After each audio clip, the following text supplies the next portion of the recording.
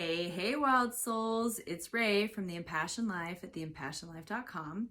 This is video 2 of 2, and this is all about a coaching tool to get to your authentic self. Now, in video 1, I gave you a writing prompt, and the writing prompt was I am. And if you have those list of words in front of you or phrases in front of you, I would encourage you to examine them right now.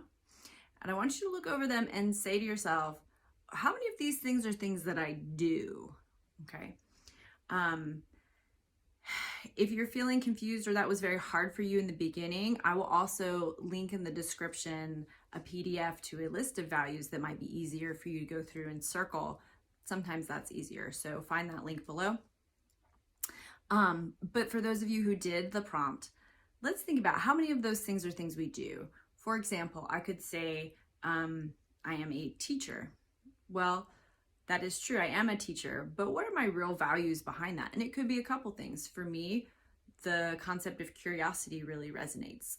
Learning really resonates. Sharing really resonates. Connection with people and community really resonates. So all of those things can be kind of tied up in teaching. But those are my values versus what I do.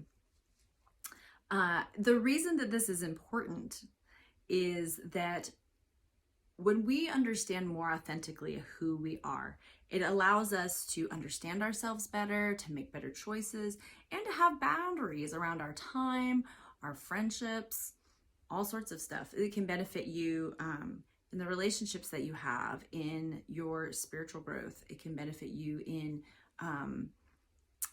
your job. This is so important to knowing who you are, and it can take time.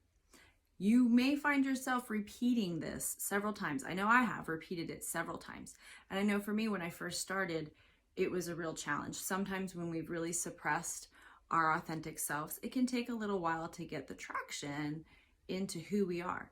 And I would say, since my general community are those who are former or transitioning or nuanced members of the Church of Jesus Christ of Latter-day Saints, that we have sometimes this idea that admitting the goodness about us is prideful. So I would be mindful of that. If there's a little bit of shame of standing up and saying, you know what, I'm really good at this thing and I really love this thing over here, be mindful of that. Don't judge it, just be mindful that it could be there. Now, the reason that this process of uncovering our true authentic self can take many, many years even, is because we have layers and layers and layers of shoulds and expectations placed upon us by our family and by our, culture, by our religious institutions. And so there can be a lot of layers to this, things that we think we should, especially as I've worked with people who are leaving or transitioning out of the church or transitioning their faith. There's a lot of clinging to certain values, but a lot of times it's because there's a concept of being good. And so what they really value are things like integrity. Well, those things are great, but we need to start defining how do I define integrity? Because it may not be the same way I've been taught to define it. So I would just examine that. If while you're going through this, you pay attention to your body. If you feel some resistance, that's totally normal. It's an opportunity to examine, what is that resistance from? Am I feeling, as Brene Brown would say, a little shame gremlin? Am I feeling shameful over this? Am I feeling like this is prideful? Or could it be that, well, I feel like I should be selfless, for example, because that's what I've been taught makes me a good person. So there's layers to this, but you will find you will have added joy and happiness in your life as you come to live by this. An example I can give you is a dear friend of mine has been going through this transition, this midlife reawakening for several years now, and it's been such a joy to watch her blossom into herself. And she is also unpacking a lot of the cultural expectations of the church, and has really stepped into herself. And as she stepped into herself and gained sense of self and confidence she's now taking on a position within her job and within the company that she works that's really lighting her up.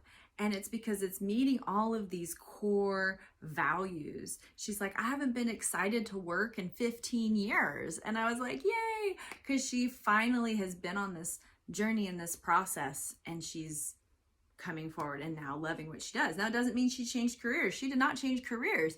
She just changed avenues. She changed her boundaries. She changed her expectations for herself, and she built her self-worth. And that, my friends, is what understanding your core values can do for you. Again, I will link to a PDF that I've made in the comments below. And if you need more help unpacking all of this, or you need some guidance on where to go, shoot me a message, get on my calendar. Let's do this. Let's live an impassioned life, my friends. Till we meet again.